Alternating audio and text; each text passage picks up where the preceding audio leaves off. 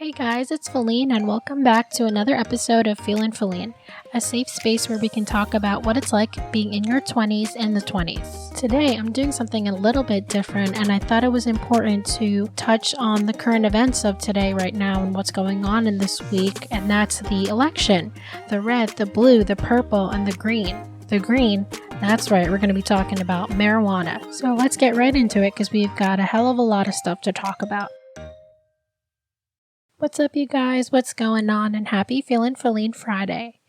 I decided at the super last minute to record this episode because I thought that there was so much going on right now that it definitely needed some talking about. So I decided to push back all the upcoming episodes to another week later and make the time to talk about what's been kind of going on this week. And I don't know about you guys, but this week has been super long. I think mainly due to the elections because there's a lot of anxiety that comes behind who is going to win at the end. And I think we all are kind of going through that where we're basically getting a little impatient on who exactly is going to win this election. I mean, I personally hate that everything is kind of up in the air because you're basically waiting for something like your test results or something. So that's why I feel low-key nervous about the results and what's going to happen this coming week. And right now, Biden is actually ahead of Trump, but just thinking about the fact that Trump is actually going to have to go back to certain states like Wisconsin and Michigan and even Pennsylvania, it's really stressing because just knowing that it's going to take another few days for them to recount all these votes, when are we ever going to find out? This is literally going to take forever. So what I can tell you guys is that it's cool and all that the news is covering the progress and what the numbers are, but just a heads up to everyone listening, I wouldn't read too much into the current numbers because everything's kind of up in the air and it could change really quickly depending on all the other states who haven't completed their counting yet or have to recount. And North Carolina can't even really get their results tied up and closed out until November 12th. So that's a whole nother week that we have to kind of wait for results, if that. And on top of the other states that the Trump campaign is kind of wanting to go back and recount. I mean, I'm sure it's easier said than done, but I'm sure the system could have been a little bit better. I mean, some states have different regulations on when they even started counting, like Pennsylvania just started maybe a few days ago, or I think yesterday. And it's crazy because most of the states already kind of finished their counting, but there's still Alaska, Arizona, Georgia, Nevada, North Carolina, and Pennsylvania. And it's like the results are almost half and half, and it's really nerve-wracking just thinking about how close the results are. But right now, Biden is a little bit ahead in electoral votes, so it's all a waiting game from here on out. But regardless of who wins, the president is going to be facing a lot of major issues that still will be carrying on into the next year and into the next 4 years. But what is amazing is the outcome of all the people that are voting. I mean, now a lot of newly turned 18-year-olds have been able to vote this year. And what exactly are they looking for in the next president? What are the next issues that should be the focus in the next 4 years? It's unfortunate because we probably won't even see any type of changes happening until 2021. It's only a month and a half away, but even these recounting and the elections, all the numbers, it won't really take effect until the new year. But something that I'm sure we are all hoping for, there's a lot of things actually that we're hoping can improve in the next 4 years. And that's first the unity. I mean, this entire country is so broken apart. It's not just one country anymore. And hopefully the next president can keep the people united and help us come back together as one country and not different parts of a country. I'm sure the young voters are more aware of that, and especially because of their exposure to social media. There's so much shit going on out there, and seeing these things, I mean, I truly believe that the 18 to maybe mid-30s, the people in this age group are making a huge significance in the voting and in elections. I mean, I truly believe that this is why the percentages in each state between the two different parties are kind of shifting a little bit because of the new groups of people that are now able to vote this year as compared to 4 years ago. And this new group of voters are definitely more aware of the government situation, of the environment, of major issues that are going on with racial injustice issues. And on top of that, there's a whole lot of other issues that are kind of building up in the US, and that is our healthcare system as well. I mean, the age bracket of about 18 to maybe mid or early 30s, we're definitely looking more into healthcare and how that future is looking for us. I mean, we are literally one of the most advanced nations in the entire world, and yet not everyone can afford healthcare. Isn't that crazy? First of all, healthcare is expensive. It's way too much. Even medication is way too much. And that is the unfortunate flaw of our healthcare system, because there's really not that much control over how much medication is or how much hospital bills are.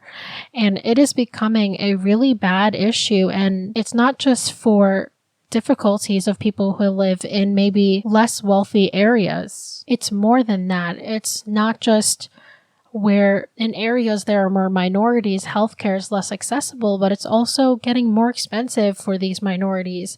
And it's so evident that the race wealth gap still exists, and it's gotten better, but just the fact that it's still there and people are still struggling to have healthcare, it seriously is something that should be a major concern of our next president. I mean, one of the greatest countries to really compare ourselves to is to Canada.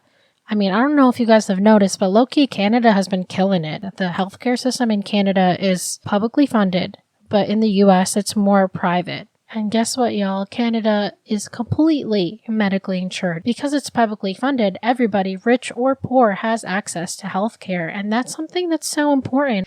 If you're looking at population health outcomes, it's so important for everybody to have access to healthcare. And truth be told, how much you make and how much you get paid for should not determine your end health outcome. That's something still so crazy to me, that the US still thinks that this system is okay. One of the downsides of having a public healthcare like that is that your taxes will be greater. I mean, me and my friends went to Canada, I think 2 summers ago, and in our bill, just by going out to the restaurant, there was like an additional $10 for our table just to go towards the healthcare system. And I very much understand that our culture is different from Canadian culture, but they're doing something right. And hopefully somehow in the next 4 years and the next coming years after that, there is some type of improvement or some type of change in the healthcare system that makes it more affordable for people who can't really get healthcare like that. And another major concern of people who are in the younger age group is the really increasingly amount of student debt. It is becoming a huge debt in the US. And it kind of ties into the fact that the job outlook is also something to worry about. It's not just an issue for the graduating class of 2020, but it's going to take a few years for COVID to be stabilized. So having a job outlook that is kind of worrying to our age group, it ties to healthcare, because jobs are usually giving healthcare to their employees. But if people can't get jobs, again, they're stuck with no healthcare and no way to pay off their student debt. And on top of that, there's also, on a much larger scale, more issues that our generations will be facing in our lifetime, and that's global warming, climate change, the environment changing, and all these different efforts to try and save the remaining good things that are happening in the earth and the air quality. There's just a lot going on. And even the protests, it's going to be a really crazy few weeks, if not few months, if not, I don't even know how long it's going to last. But the reaction to the election, no matter who wins, it's going to be crazy. And that's something that is for sure 100% going to happen. So they still exist, and a lot of change needs to happen these next 4 years and in the future. And not just the protests, but COVID, bro. It's still a major issue. I mean, just today, 47 states again are on the rise of COVID cases, and it's not gone. I think some people in the world are forgetting that it's still a thing, because I've seen lots of videos, Snapchats, and stories of people all up in crowded bars not wearing a mask, like there isn't a whole pandemic happening. Like, yes, live your life, but you gotta be smart about it. There is no plan for this shit. It's all up in the air. So that being said, it is important that there's a lot of attention and funding that goes towards COVID research and finding a vaccine. I mean, there are some trials going on, but there still hasn't been a solid solution to COVID yet. And I'm not surprised, because When an illness comes out of nowhere, it takes time to really study it and experiment on different ways that it can be battled. But knowing this, there needs to be more money, more attention put into it because it's not over. Trump was going around not wearing a mask and telling everyone it's not that bad, but truth of the matter, it is. And I think a lot of people may have forgotten that, but it's going to be way too late by the time that all the cases are coming up again. And I think it's super important that everyone is continuously informed that there is a dead-ass pandemic happening. And finally, another super big worry is just the money in the U.S. Just this year alone, the U.S. has gone through a lot, especially because of COVID, and although it improved slightly, the losses certainly outweighed the gains. Even though the market's getting a little better, there's still a lot of costs involved in trying to handle COVID, and hopefully these issues are addressed in the next 4 years, or at least there is some start to addressing these issues. But it's one day at a time, am I right? We still don't know who won, and it's just a matter of waiting, so I guess we'll just have to wait and see and just kind of ride out this whole month and hope that the results are something that is beneficial to us as a country and helps us to come together. Because I think in the past 4 years, there's just been a lot of hell and a lot of division in the country that's just honestly gotten worse, and I'm being hopeful that there is going to be a different change this time around. But on a little bit brighter side, or something that's more solid, is that New Jersey came to a vote on legalizing marijuana, and it looks like it was in favor of legalizing marijuana. I don't remember the exact percentage of how much ahead it was for people who said yes versus no, but it was quite a big margin of people who agreed that it should be legalized. And although it's not going to be sold right away, this is definitely a big step in legalizing marijuana and kind of starting that business in New Jersey. However, and this is a big however, just because it's been voted to be legalized doesn't mean that literally in the next 5 minutes everybody can start doing their shit and doing everything with marijuana. It's actually going to take a little bit because there has to be some kind of legal documentation behind it. And that includes something like a decriminalization bill, which will stop the cops from basically arresting people for possession of the drug. And there are a lot of pros and cons to the fact that marijuana is being legalized, and a lot of it has to come with the fact that it's going to be taxed. It's not just going to be the standard price that I'm sure everybody kind of knows or is aware of, but it's definitely going to be a little bit more expensive because of that tax. But to me, honestly, I think that having this in New Jersey kind of makes a controlled form, and that can be good and bad, but I truly think it's good because there's not going to be weed that is laced with anything. Mac Miller is just one of the examples of the many that I can think at the top of my head where they were smoking weed and it was laced with something deadly that eventually killed them. And maybe having a controlled form like this helps to control that. This could potentially prevent untimed deaths and deaths that were due to the accidental overdose of more dangerous drugs. But again, it is going to take some time. There is some paperwork in New Jersey that's kind of prepared already for the expectation that everyone was going to vote yes on legalizing marijuana. But for Maine, it took 4 years to have a market after passing legislation. And then in Massachusetts, it took about 3 years. So, New Jersey is definitely prepared more for this. And I'm sure it's not going to take as long as it took Maine for 4 years. But it's still going to take some time. And for the opposing views, I think a lot of it is the major effect that it has on younger people that are still developing, on their motivation, on their academic performance. And there's been a statistic increase in dropouts for younger people. And when I say young, I mean adolescents who use marijuana, and they tend to drop out more from school. But the reality of it, if you really think about it, it's always been low-key in existence anyway. Whether or not it's illegal, it exists, not just in this state, but all over the US. So I guess my thinking on it is, why not kind of control it and have it more in a legal way, not only to prevent the accidental overdoses, but also to kind of create a market by legalizing this. I'm sure there's going to be a whole lot of jobs available for people, and honestly just developing a larger income in the United States. And not only is this going to create more jobs and a better market, we're also looking at an opportunity for racial and social justice. So a little backstory, the American Civil Liberties Union, the ACLU, they had an article called A Tale of Two Countries, Racially Targeted Arrests in the Era of the Marijuana Reform. And you guys should read it. It's a good read.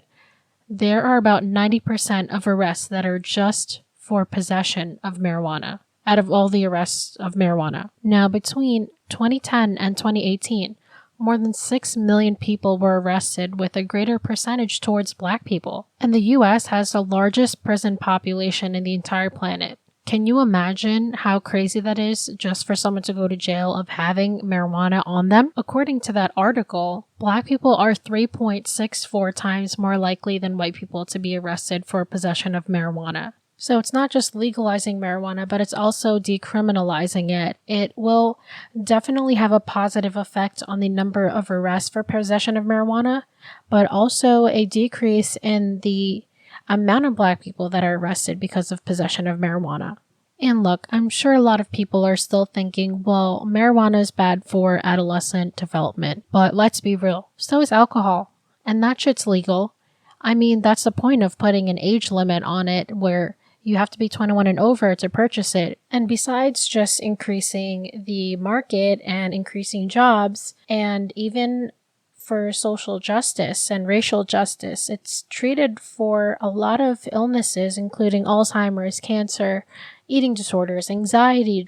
There are some benefits to marijuana that is helping people improve their health outcomes. That in itself is something that makes marijuana something kind of valuable, at least in helping with these conditions. I mean, even in epilepsy in children, the amount of seizures have gone down thanks to medical marijuana. So yeah, there's a lot of benefits, and kind of going back to the market of marijuana that is eventually going to keep increasing as more states are going to legalize it, is to pay attention to the stocks, you guys. I mean, there's quite a few of companies that right now are starting a marijuana market, maybe things like Aurora Cannabis, Canopy Growth, and there's a whole lot of other ones. I'm saying to keep watch for them because these are the ones that will improve with the market as more states legalize marijuana.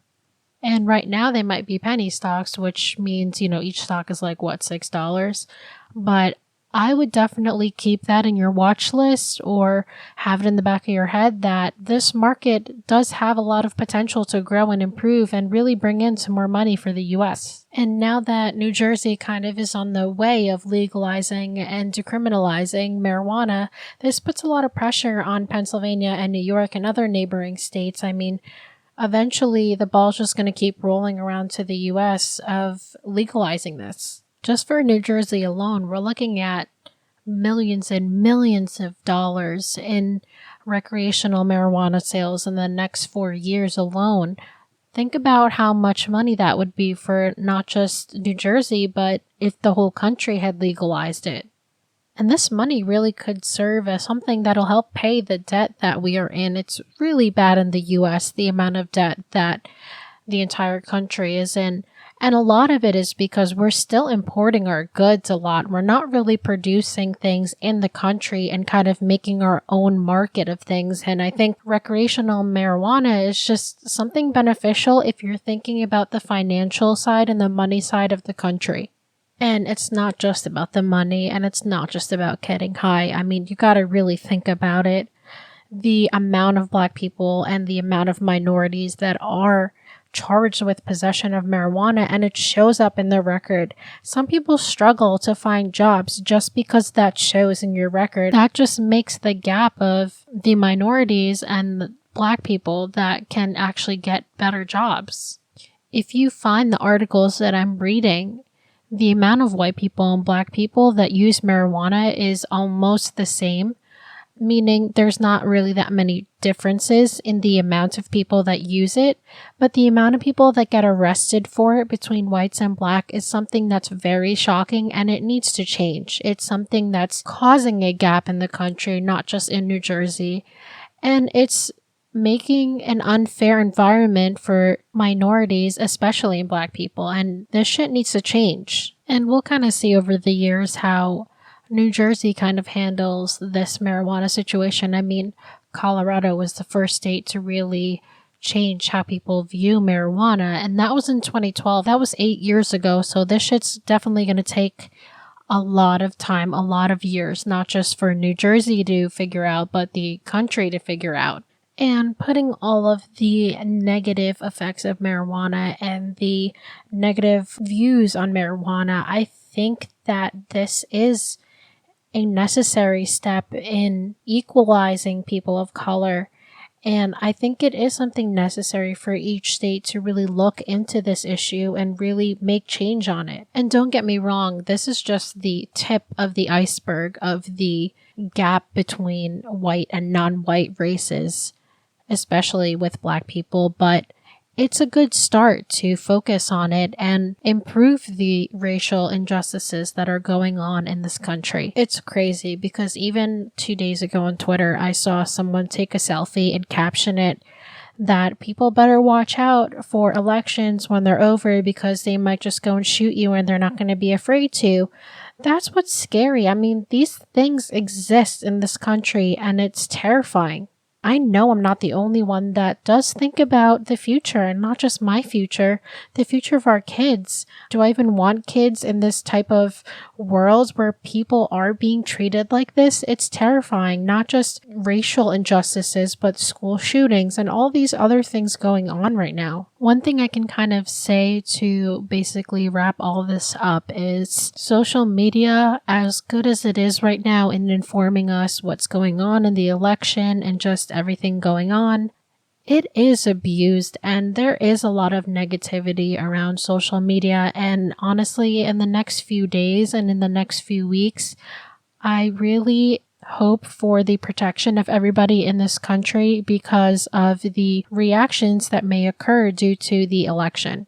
And not gonna lie, I'm terrified for just the next 4 years. I mean, 2020 alone has been a hell of a ride. It's been terrible. Lots of different things and issues finally coming into the complete view of the entire country, and more change and more efforts and more protests are being done about it. So I hope everyone is safe these next few weeks, and I hope that all of us are hoping for a better next few years, something that incorporates more active change. Because things need to change and it can't stay like this. It is way too violent, way too reactive, and way too divided a nation. And as we're sitting in the next few days and just hoping what the election will bring for us in the next 4 years, there's a lot of stuff to think about. And I think it's important that we all continue to stay proactive in the changes that are necessary for the country. And on top of that, to use social media to our fullest and reach out to people who can help make the changes happen. And hopefully we'll see these changes in the upcoming years. Well, that's it, you guys, and thank you for listening today for this super random and super last minute surprise episode in the middle of all the other episodes I have. If you have any questions, concerns, or topics you'd like me to talk about, feel free to follow me at Feelin Philline Podcast. That's FeelinPhilline Podcast. And guess what, you guys? I made a Twitter finally. My Twitter handle is @Feelin Philline. So feel free to follow me and DM me anything that is on your mind. I'd love to hear it. So yeah, stay active, stay involved, stay aware, and just keep yourself busy until these results come out, and hopefully something more positive will come out these next 4 years, and we're going to be looking more towards a better future. Till next time, you guys. Bye!